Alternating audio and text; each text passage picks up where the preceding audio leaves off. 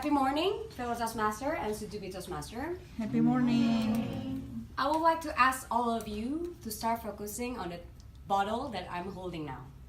Don't worry, I will not try to sell you anything, or I will not perform any black magic that make you enchanted. No, don't worry. I just want you to focus what happened when I push this part. As you can see, it will bounce back to normal. Yeah. But what happened if I squeeze it a little harder? It will bounce back again, though it requires more time and more effort. But what happened if I start doing this?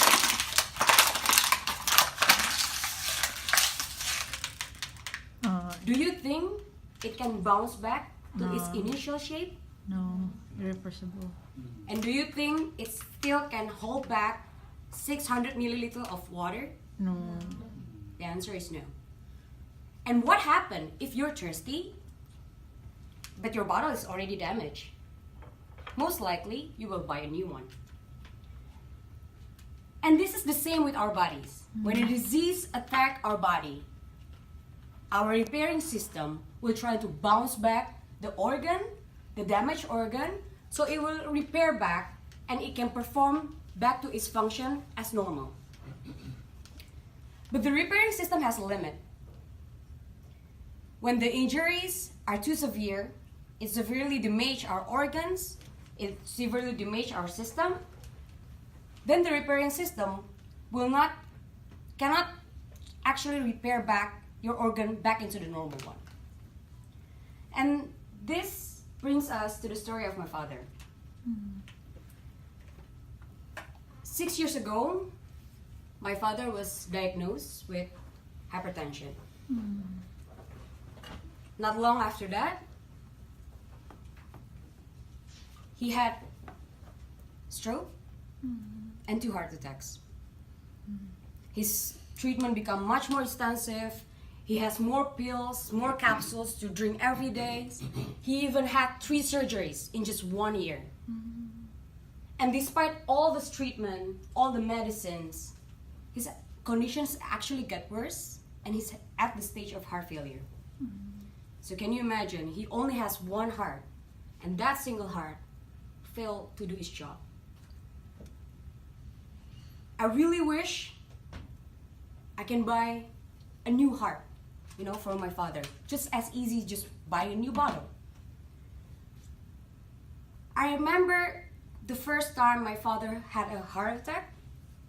I was a student at the Faculty of Pharmacy. And I remember being so helpless because I'm a medical practitioner. I'm studying the medicine.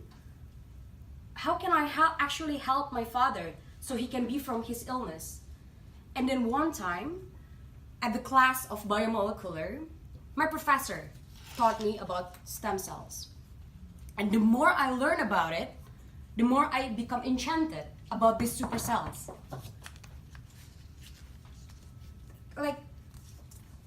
It drives me actually to pursue further research on stem cells during my master's study in Japan. So stem cells has many types, but the one that has the biggest potential for therapy is embryonic stem cells. The name sounds very complicated. Yeah. Sounds very sophisticated. What is it? But the word, just make it simple, works similar like a seed. A tree seed. So this small, can you imagine, like the small round thing can grow bigger and then differentiate into a branch, into leaves, and then into flowers, into a fruit. And that's actually what embryonic stem cell is. It's a small cells, then actually can grow into any type of organ, any type of cells, such as skins, hairs, eyes, and even hearts.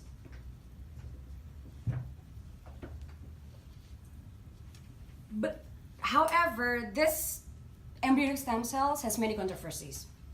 Why? Because it is taken from embryo.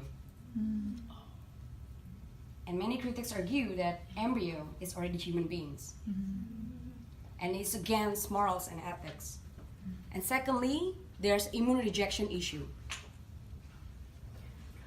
Because usually the embryonic stem cells are taken from the healthy donor, who of course has a different genetics from the recipient patient. So the recipient patients, their body will think, wow, what is this foreign substance? It probably can harm our body, so it will try to reject and eliminate all those cells from the patient's body. This is when, in 2006, a group of Japanese researchers, led by Professor Yamanaka, found a breakthrough called iPS cells. These cells are as powerful as embryonic stem cells, but they are not taken from any embryos, they are not taken from any stranger, they're actually taken from your healthy cells. And this is so mind-blowing because experts, all these years, they were thinking, oh, there's no way that your skin will suddenly change into a heart cells. Skin is skin, heart is heart, you know. But iPS cells can. iPS cells are actually created by your own healthy cells from the healthy parts of our adult body, such as probably skin. And then it will grow into the lab, it will transform into iPS cells, and then these iPS cells can be grown into heart cells, the one that you probably need. And then it will be injected into your own body to renew your heart. So it's a custom-made cells, personally made from you to you. Of course, this research will require extensive investigation to actually create a high-quality iPS cells efficiently and effectively. But this breakthrough offers us exciting promises, hopes that chronic disease patients with dysfunctional organ can actually be healthy again, including my father, can live longer, and they don't have to buy new organs. Thank you.